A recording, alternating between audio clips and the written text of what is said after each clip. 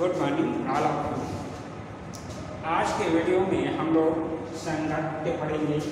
पीछे हमने आपको संरक्षी बल, असंरक्षी बल तथा उनकी विशेषताएं और इसके साथ साथ क्षमता यानी शक्ति या सामर्थ्य ये पढ़ेंगे। आज के वीडियो में हम संघट्य पढ़ेंगे। संघट्य पोजीशन क्या है तो देखिए, इसके विषय में जानते हैं। जब एक सरल रेखा में गति करती हुई दो वस्तुएं आपस में टकराती हैं, अर्थात संघट्य वह प्रक्रिया है जिसमें दो या दो से अधिक वस्तुओं के बीच अल्प समय के लिए पारस्परिक अन्योन क्रिया द्वारा उनकी ऊर्जा व संवेग में परिवर्तन होता है, तो ये संघट्य कहलाते हैं। फिर से,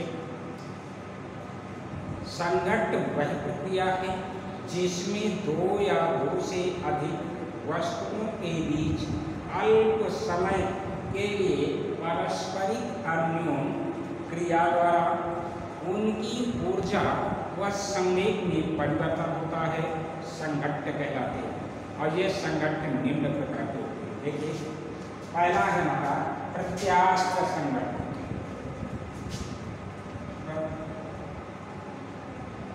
प्रत्यास्थ संघट्य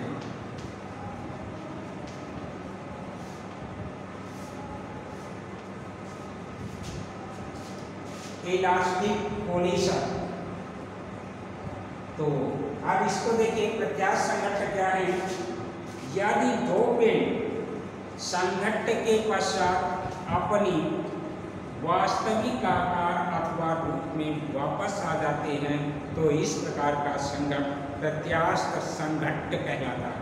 दोबारा सुने, जब टकराने वाली दोनों वस्तुएं, ठीक है, टकराने के बाद वह अपनी वास्तविक आकार व रूप में वापस लौट आते हैं, तो इस प्रकार की यानी संघट्य क्या कहलाते हैं, प्रत्यास्थ संघट्य कहलाते हैं। अब आते हैं अप्रत्यास्थ संघट्य।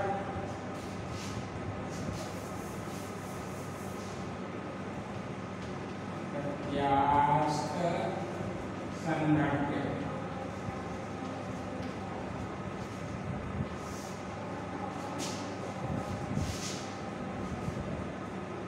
तो देखिए बच्चों, इसमें क्या होता है।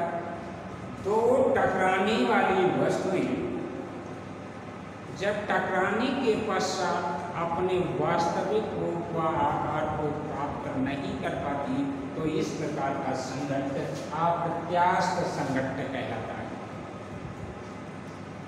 फिर दोबारा, जब टकराने वाली दो वस्तुएं टकराने के पश्चात अपने वास्तविक आकार व रूप में वापस नहीं लौट पाती, तो ऐसी प्रत्यास्थ क्या कहलाता है, ऐसा संघट्य क्या कहलाता है, अप्रत्यास्थ संघट्य कहलाएगा। ठीक है। अब इसके बाद आता है पूर्ण अप्रत्यास्थ संघट्य। पूर्णतया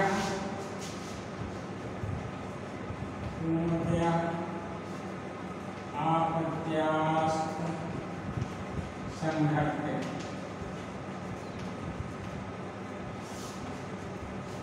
इसमें क्या होता है, यदि दो पिंड संघट्य के पश्चात दोनों पिंड एक दूसरे से जुड़ जाते हैं और यह एक पिंड की या एक स्थिर पिंड की तरह गति करते हैं, तो इन दोनों पिंडों के बीच संघट्य पूर्ण अप्रत्यास्थ संघट्य कहलाता है। फिर दोबारा सुनिए, जब टकराने वाली दोनों वस्तुएं टकराने के पश्चात आपस में जुड़ जाती हैं और वे एक पिंड की भांति गति करती हैं, तो पिंडों के बीच हुआ यह संघट्य पूर्ण अप्रत्यास्थ संघट्य कहलाता है। जैसे उदाहरण के तौर पर कह लीजिए कि बंदूक से निकली गोली किसी धातु में धंसकर रुक जाती है, या बंदूक से निकली गोली लकड़ी के टुकड़े पर धंस जाती है, ये क्या कहलाएगा? ये उदाहरण पूर्ण अप्रत्यास्थ संघट्ट कहलाएगा। फिर इसके बाद देखिए बच्चों आती है अगली हेडिंग हमारी,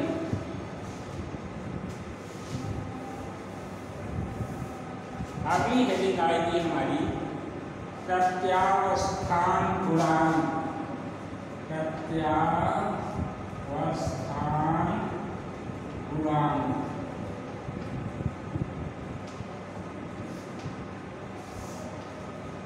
देखिए क्या होता है, दो पिंडों के संघट्ट के समय, देखिए दो पिंडों के संघट्ट के पश्चात दूर जाते हुए सापेक्ष वेग तथा संघट्ट से पूर्व पिंडों को पास आते हुए सापेक्ष वेग के अनुपात को प्रत्यावस्थान गुणांक कहते हैं। फिर दोबारा सुने, दो पिंडों के संघट्ट के पश्चात, ठीक, दो पिंडों के संघट्ट के पश्चात दूर जाते हुए सापेक्ष वेग तथा संघट्ट के पश्चात पूर्व पिंडों के पास आते हुए सापेक्ष वेग के अनुपात को प्रत्यावस्थान गुणांक कहते हैं। और इसका सूत्र बनता है, इसका फार्मूला बन जाएगा हमारा प्रत्यावस्थान गुणांक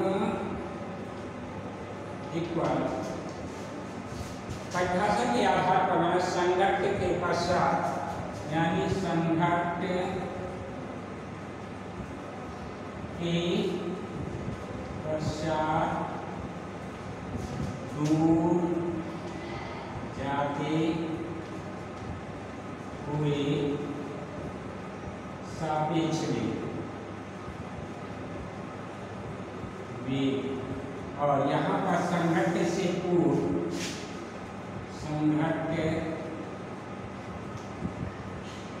से पूर्व सापेक्ष वेग, या पास आते हुए सापेक्ष वेग, तो पास आते समय सापेक्ष वेग, ये इसका फार्मूला बन जाता है। और इसी प्रत्यावस्थान गुणांक को हम इस्माइली से डिनोट करते हैं, और ये बन जाएगा, देखिए संघट्ट से पूर्व, यानी ये बन जाएगा V2 माइनस V1 अपान U2 माइनस U1। और ये देखिए इसका कोई यूनिट नहीं होगी, क्योंकि ये दोनों समान राशियों के अनुपात है। और नोट के रूप में आप ये कह लीजिए, देखिए नोट के पहला पॉइंट ये है कि पूर्ण प्रत्यास्थ संघट्ट के लिए E का मान, पूर्ण प्रत्यास्थ संघट्ट के लिए E का मान 1 होता है। और दूसरा पॉइंट आता है हमारा, अब इसके आधार पर ये कह सकते हैं कि पूर्ण प्रत्यास्थ संघट्ट, पूर्णतया अप्रत्यास्थ संघट्ट के लिए E का मान कितना होता है? 0। तो इस तरह हम प्रत्यावस्थान गुणांक को परिभाषित कर सकते हैं। अब आता है कार्य ऊर्जा प्रमेय। ध्यान से सुनिएगा, कार्य ऊर्जा प्रमेय।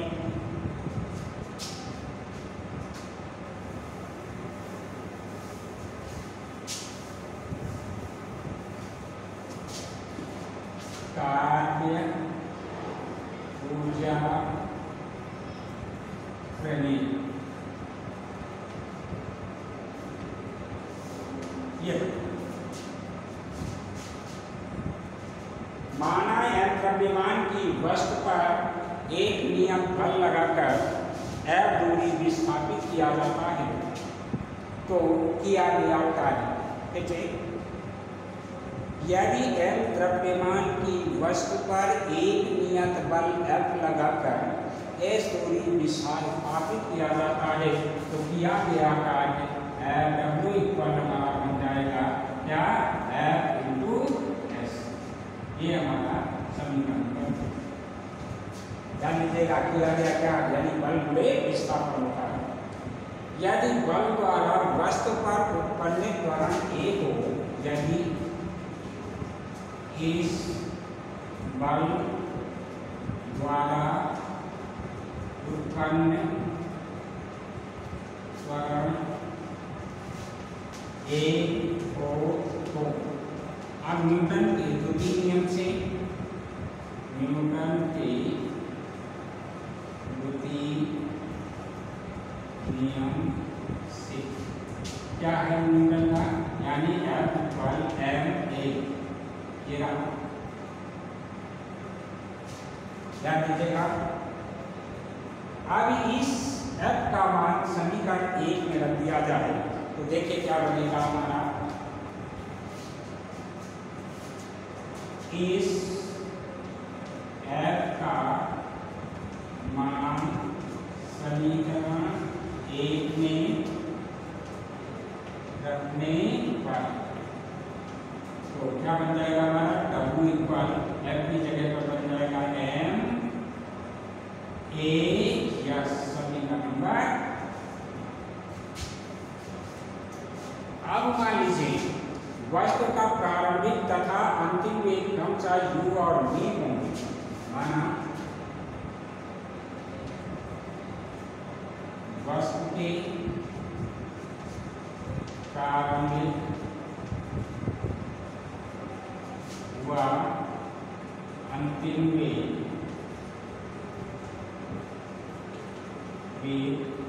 क्रमशः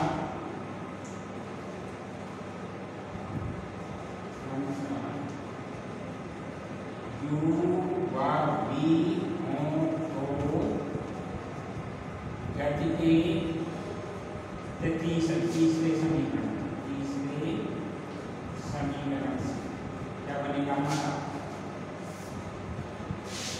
यानी v square equal u square plus 2as, इसको हम इधर पक्षांतर कर देंगे तो हमारा बन जाएगा v square minus u square equal to as, या as इक्वल b square minus u square upon 2।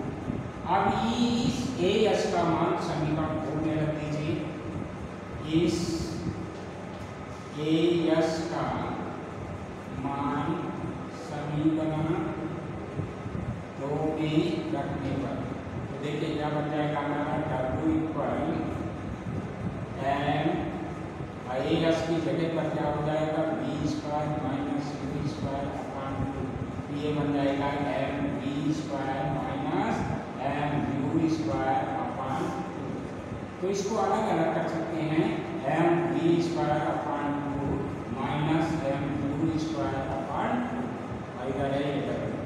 तो ये W इक्वल देखिए ये क्या है हमारी, यानी प्रारंभिक गतिज ऊर्जा, या अंतिम गतिज ऊर्जा है। अंतिम गतिज ऊर्जा को देखिए हम काय से डिनोट करेंगे, F, यानी ये हो जाएगा हमारा k या और माइनस KI, या इसी को हम लिख सकते हैं W इक्वल K,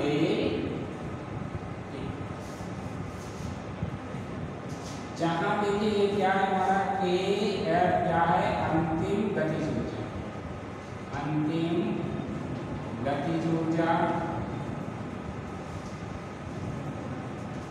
और KI क्या है हमारी प्रारंभिक गतिज ऊर्जा, यानी